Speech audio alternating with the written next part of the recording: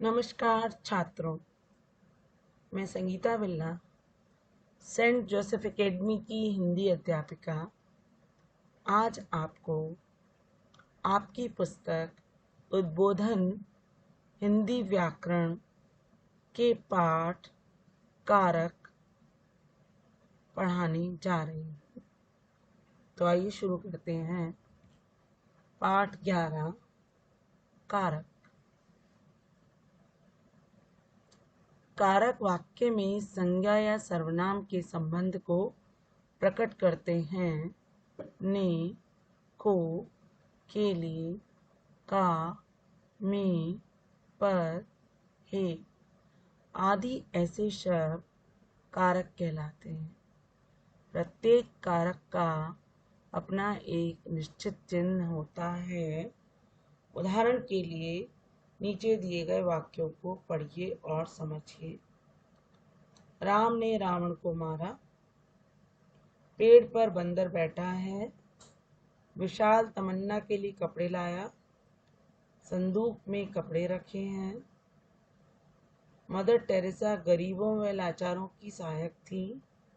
राहुल ने मेरी पुस्तक फाड़ दी। अरे, ये तुम क्या कर रहे हो?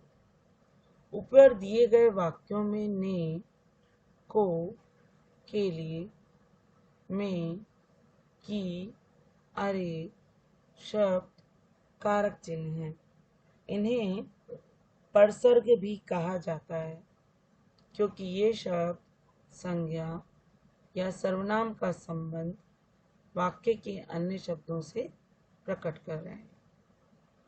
तो परिभाषा समझ लेते हैं। संज्ञा या सर्वनाम का संबंध वाक्य के अन्य शब्दों से प्रकट करने वाले शब्दों को कारक कहते हैं।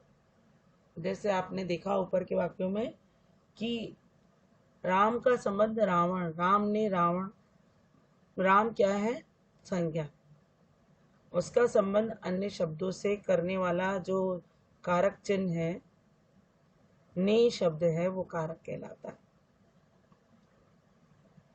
कारक के भेद। कारक के 8 भेद होते हैं।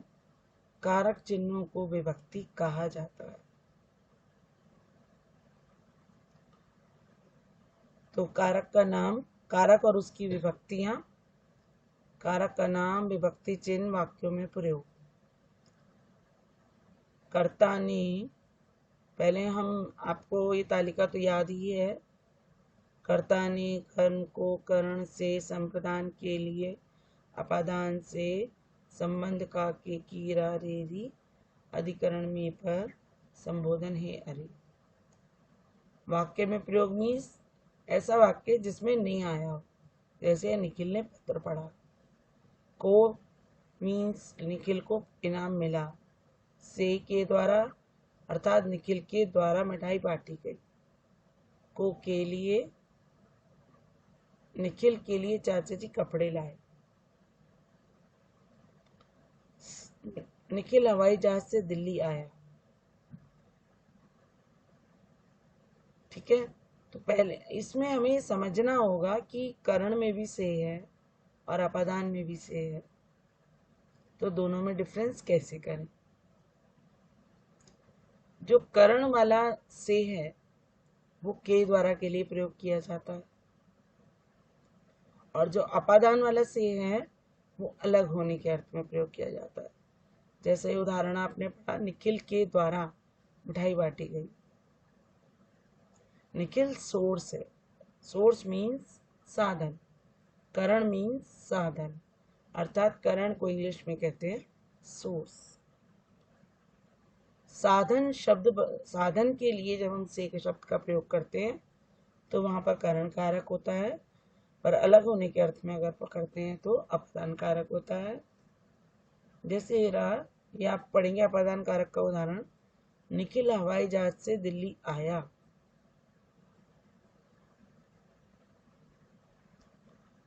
निखिल हवाई जहाज से दिल्ली आया की जगह ये उदाहरण जो है, आप इसकी जगह ये लिखेंगे, निखिल आगरा से दिल्ली आया, अर्थात वो आगरा से अलग होकर आया। ये उदाहरण जो दिया गया है इसमें निखिल हवाई जहाज से दिल्ली आया, ये गलत है। ये के द्वारा वाला ही उदाहरण है, इसमें भी करण कारक ही है। इसकी जगह हम करेंगे निखिल आगरा से दिल्ली आया। आगरा से अलग हुआ, आगरा कोई सोर्स नहीं है, आगरा से अलग हुआ है, इसलिए से शब्द का प्रयोग किया गया है। आगरा से अलग होकर वो दिल्ली आया, तो इसलिए यहाँ पर अपादान कारक होगा। निखिल के पिताजी आए हैं, के शब्द आया तो यहाँ पर संबंध कारक होगा। निखिल कुर्सी पर बैठा है, पर से पता चल रहा है, मैं या पर आया तो अधिकरण कारक होता है। हे ईश्वर मेरी लाज रखो, हे ईश्वर के बाद लगेगा एक्सक्लेमेटरी मार्क्स, पहले नहीं लगेगा। संबोधन का जो चिन्ह है वो ईश्वर शब्द के बाद लगेगा। तो हे अरे से पता चलता है कि यहाँ संबोधन कारक है। तो अब हम परिभाषाएं पढ़ लेते हैं कर्ता कारक की। शब्द के जिस रूप से पता चलता है कि यहाँ कर्ता द्वारा कार्य किया संपन्न हो रहा है, उसे कर्ता कारक कहते हैं। अर्थात किसी भी सेंटेंस में जो व्यक्ति काम को कर रहा है, क्रिया को कर रहा है, जिसके द्वारा क्रिया संपन्न की जा रही है, वह कर्ता कारक है। विभक्ति चिन्ह नहीं है, और कई बार विभक्ति चिन्ह नहीं भी होता, पर हमें ये देखना होता है कि कार्य को कौन कर रहा है।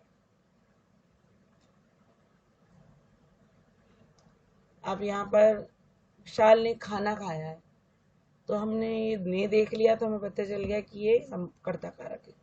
लेकिन अगर लिखा है विशाल खाना खाता है, इसमें ने नहीं आया, फिर भी ये कर्ता कारक है, क्योंकि खाने का काम कौन कर रहा है? विशाल। अर्थात जो क्रिया करे वही करता है। अब इसके बाद है, तो हमने ये लोप वाला भी पढ़ लिया, समझ में आ गया। कभी कभी कर्ता कारक के विभक्ति चिन्ह का भी लोप हो जाता है, जैसे दीक्षा दूध पीती है, लड़कियां खाना खाती है। मतलब हमें केवल ये देखना है कि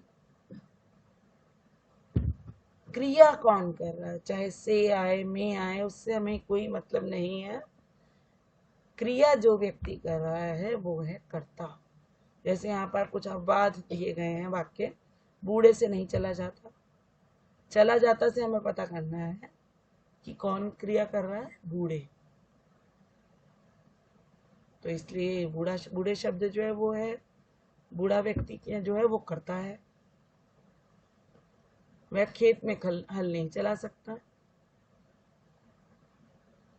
इसमें वह शब्द जो है वो कर्ता कारक है। उसके द्वारा गाना नहीं गाया जाएगा, तो यहाँ गाया जाएगा से पता चल रहा है कि कर्ता कौन है, गाने वाला कौन है, उसके। अब है अगला कर्म कारक।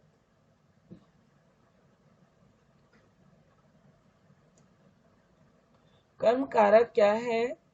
वे वाक्य जिसमें क्रिया का फल कर्ता पर ना पड़कर कर्म पर पड़े, वहां कर्म कारक होता है। जैसे इसका विभक्ति चिन्ह को है, इसमें भी यही होता है कि विभक्ति चिन्ह का कई बार लोप हो जाता है। पुलिस ने चोर को पकड़ा, आप ये भी लिख सकते हैं पुलिस ने चोर पकड़ा, को तो नहीं आ रहा। तो हमें ये देखना है कि ऐसा शब्द जो क्या है कि कर्ता भी नहीं है, क्रिया भी नहीं है, मिड में आया है, ठीक है, और उसमें को लगा है या नहीं लगा है, या तो वो विभक्ति चिन्ह के बिना होगा तो भी वो कर्म कारक है, अगर विभक्ति चिन्ह को के साथ है तो भी वो कर्म कारक है। जैसे मैंने आपको बताया, पुलिस ने चोर को पकड़ा या पुलिस ने चोर पकड़ा, तो चोर शब्द में है कर्म कारक। इसके बाद है, अब ये लिखा भी देखो, याद रखे हम, देखो कभी कभी कर्म कारक में भी कोश विभक्ति का लोप होता है। उसने पुस्तक फाड़ दी, उसने मैच देखा, पुस्तक शब्द है, मैच शब्द है, यहाँ पर को नहीं जुड़ा है, फिर भी यहाँ कर्म कारक है। तो हम इसकी पहचान इससे करनी है कि मिड में आए वो, और ना तो वो कर्ता होना चाहिए, ना क्रिया होनी चाहिए, मिड में आना चाहिए, और उसके साथ को लगा हो या ना लगा हो, या तो कोई भी विभक्ति चिन्ह नहीं लगा होगा, अगर लगा होगा तो को लगा होगा, तो उससे हम पहचान करेंगे कि ये कर्म कारक है। अगला है करण कारक। कर्ता जिस साधन से कार्य करता है उसे करण कारक कहा जाता है। इसका विभक्ति चिन्ह से और के द्वारा होता है। जैसे अभी मैंने आपको बताया सोर्स, साधन मीन्स सोर्स, जिस सोर्स से काम किया जा रहा है, जो भी सोर्स है हमारे काम की, उस शब्द में करण कारक होता है। अर्थात जिस साधन के द्वारा हम कार्य कर रहे हैं उस साधन शब्द में करण कारक होता है। पिताजी हवाई जहाज के द्वारा दिल्ली जाएंगे, रोहित ने चम्मच से खाना खाया, तो इनमें करण कारक है। अब याद रखें, पढ़ लेते हैं। करण कारक का प्रयोग साधन रूप में नहीं बल्कि कारक का बोध कराने के लिए भी किया जाता है। जैसे वह डेंगू से मरा, यहाँ भी कारण शब्द, करण मीन्स कारण, कारण का भी प्रयोग, कारण बताने के लिए भी करण कारक का प्रयोग किया जाता है। अब है अगला संप्रदान कारक। इसकी पहचान है के लिए, लेकिन कई बार के लिए नहीं आता, को आता है। तो को जब आएगा, पहले एक सीधा सीधा इसका एक नियम है, संप्रदान मीन्स देना।